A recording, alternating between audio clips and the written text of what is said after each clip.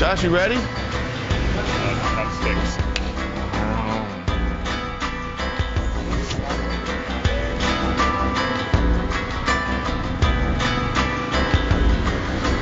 Today, as we headed out from Kampong, we were in for a real treat as the Mekong River unfortunately recedes quite a bit during the dry season. We wanted to go over to some of the local river islands, and in order to get to them, the ferries couldn't make it across because the riverbeds now become like sloppy mud, so there's no way really to get across it. It's really deep mud. So what they've built is a bamboo bridge, and that bamboo bridge connects the mainland to the local river islands. It was pretty interesting stuff. The concept of riding across the bamboo bridge, a thing made out of real sticks, was kind of daunting, but once you see cars going across it, livestock, a lot of traffic. And this bridge wasn't small. It was at least probably, I'd say, 2/10, maybe 3/10 of a mile long. So it was pretty interesting, and it did take me a couple seconds to get the guts up to go across it, yeah?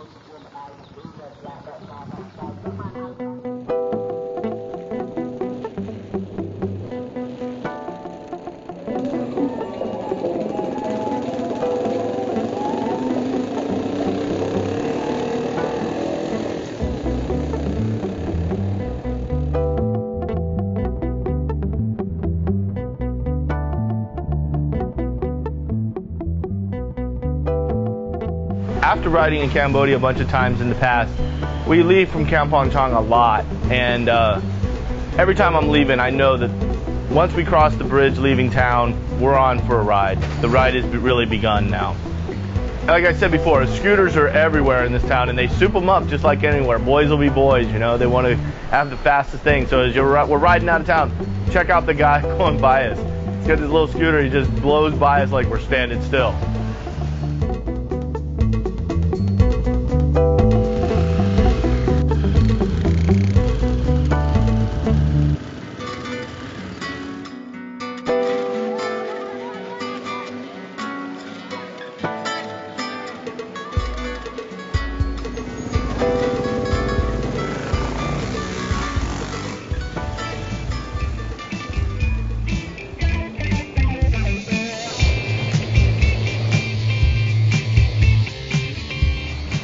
Anytime you ride in Southeast Asia or Cambodia, you're going to ride through a rubber tree plantation.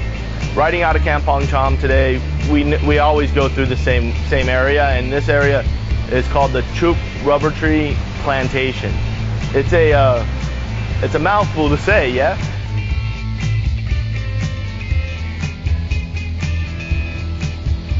It's beautiful. It's good riding. It's long, nice roads, a lot of little whoops and stuff, fun stuff to go through.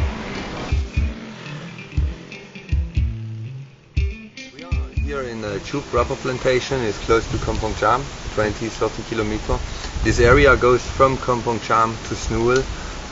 It's around 120 kilometers rubber plantation. To the north it's more than 30-40 kilometers of rubber plantation. This is a big area.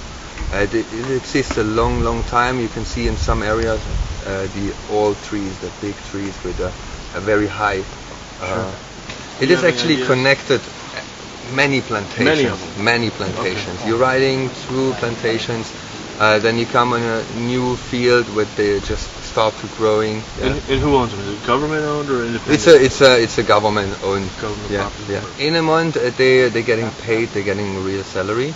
They're working around 30 days, and they're getting $100, 40,000 real. No, 400,000 real. Yeah. 400,000 real, but it's about $100. Yeah. It's,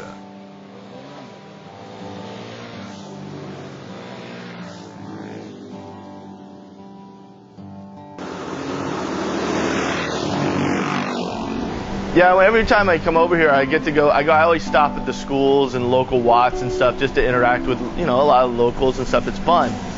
And here you can see this is a typical, countryside classroom. Outside, kids are learning outside with the birds and bees and insects and everything.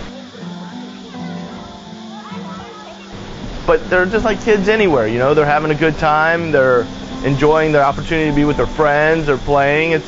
School at a young age is one of the most memorable experiences you'll ever have, as any of us can recall. Gosh, you had a good idea, man. Woo, does that feel good? Yeah, sugarcane juice is one of my favorite things to have over here. They take it pure from the sugarcane. Man, is it good. It's refreshing and it's pure electrolytes. It's like Gatorade on steroids, yeah?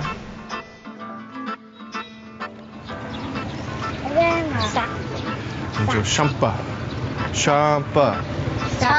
There you go. That's great. No, that's great. Good. Everybody.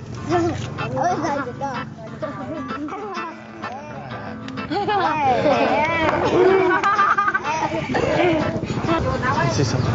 Turn. You got a little championship skateboard shirt on there. That's pretty cool, man. Good stuff. What's going on? This man didn't get beaten up or something. He didn't. From his wife, You can see. She loves him. Yeah. This one is the traditional Khmer massage. We call gokchol, and it's made with the tiger balm and the cap. So they put grease the tiger balm on, and then they just scratch it, until it gets red. They use it when they have headache or body pain or anything with birds, It's a traditional massage, Really? Yeah.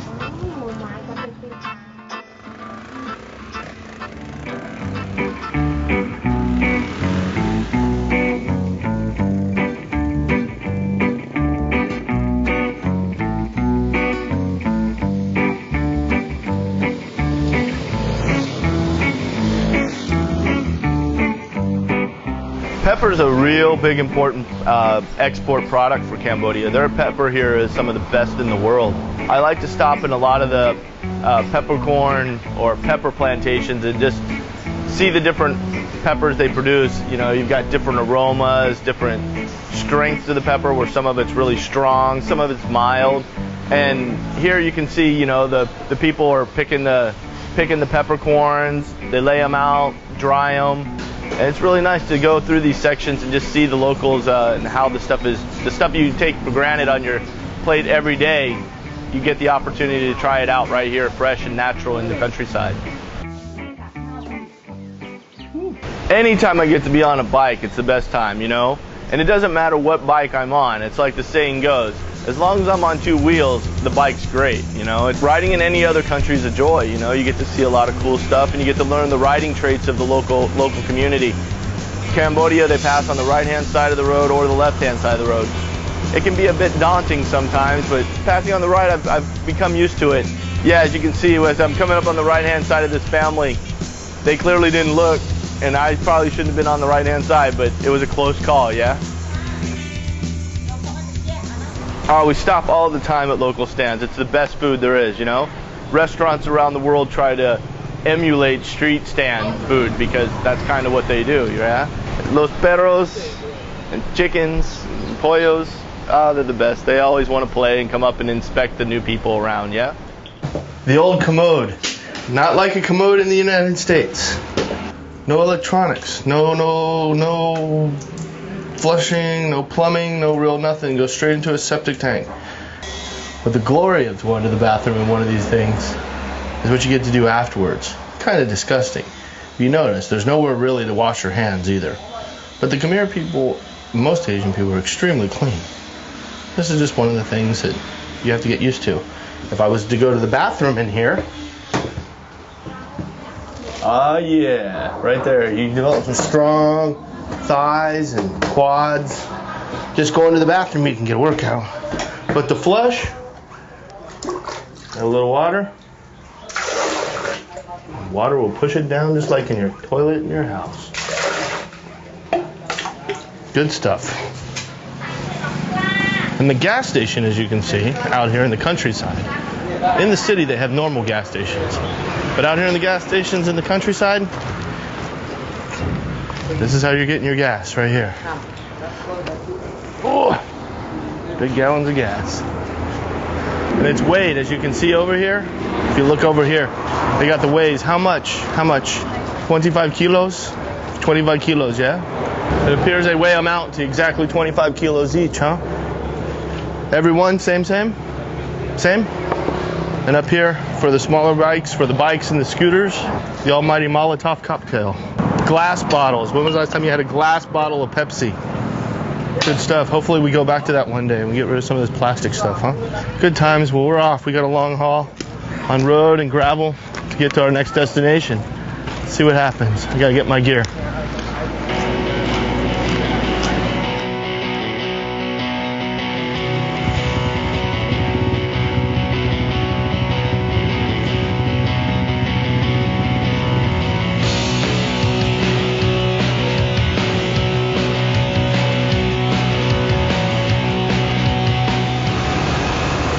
Cambodia is one of the best things I've ever done in my life.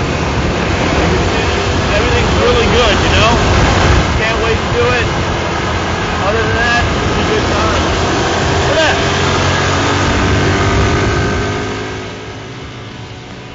that. Riding, we experience all kinds of road obstacles that aren't supposed to be there, you know? Cambodia, you got water buffalo in the road, you've got a lot of construction going on, and a lot of oncoming traffic, guys riding the wrong way on the roads. Right here, check it out, you can see we're riding by some water buffalo and they're right there and they just take off running. It's pretty intimidating sometimes. They're bigger than the bike most of the time.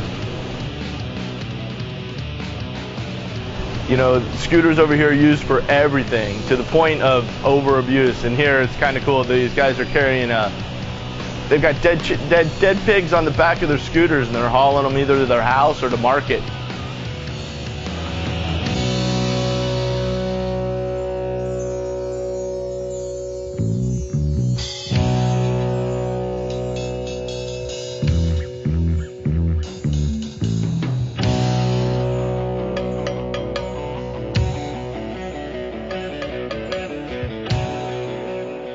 All day today we rode. It was beautiful. No real problems on this day of riding, you know, until the nighttime. I caught a rock. A boulder came up and smashed my foot peg up into the frame of the bike. Had to stop, get off. Didn't really have anything, so I found a rock, good-sized rock, and just beat my foot peg back down. Within a couple minutes, I was back on the bike and riding.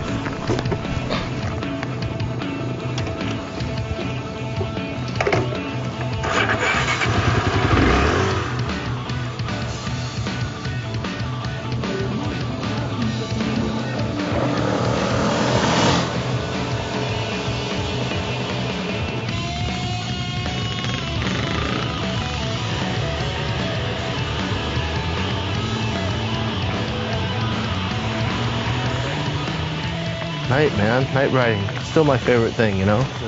Get a beer. First thing, beer. Absolutely, you know? Not so much dirt today. Not a lot. A lot more highway. We did a lot of highway action. But it wasn't so bad. You know, it could have been worse. But at night on the highway, I understand where Rennie, you know, I get frustrated because I want certain things. I like to ride at night. But you hire a guide when you come on these trips to keep you in check and keep you safe. And by doing that, he does his good job very well. He's probably one of the best guides I've ever had. He does a very good and outstanding job. And I can't fault him for anything he's done. He's kept everyone safe so far and alive, and he's right, you know. Night riding isn't exactly the safest thing in the world. It's probably not the smartest thing to do. It's never smart to do on a bike by any means. I mean, I love it, but I have to admit, I'm a night rider. I love riding in the night. I don't care what it is. I ride my mountain bike desert trails at night. I just like it. I don't know why. I'm a night person by trade, so. But for the safety of the group, Josh and Rennie, it's not wise to be doing it. So from here on out, probably won't be doing a whole lot of night riding as much as I would prefer to. But you can hear everything out here. It's a beautiful place, great nature lodge. It's a good thing about coming with a guide. They can get you in places that are some world-class, exclusive places just that you want to go to, that no one will go to. I mean, there's very few people here. There's clearly not a lot of tourists that come here. It is the glory of it, you know. So, good guide is the most important thing you can get if you're coming on a big trip like this. Somebody with a lot of experience and caring, and cares about the people he's with and doesn't want them hurt and doesn't do stupid things and put their lives in danger. That's the good thing, you know. Like I said, as I reflect and go through my 40-year on this planet, it's I know that's young to a lot of you guys, old to others. It's good. It's good to be able to get out here and do this, man. I'm truly lucky. I'm one of the luckiest individuals I know. But anyway, I'm going to disrobe, take a quick shower, head up, and definitely tonight I'm having beers. At least 1 or 2. All right, now I'm by myself. I'm done. Out.